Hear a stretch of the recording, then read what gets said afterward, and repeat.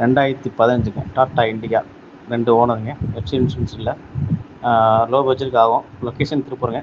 தேவைப்படுறவங்க மட்டும்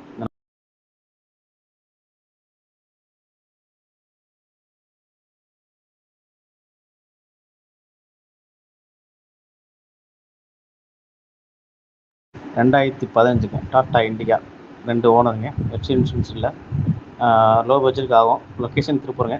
தேவைப்படுறவங்க மட்டும்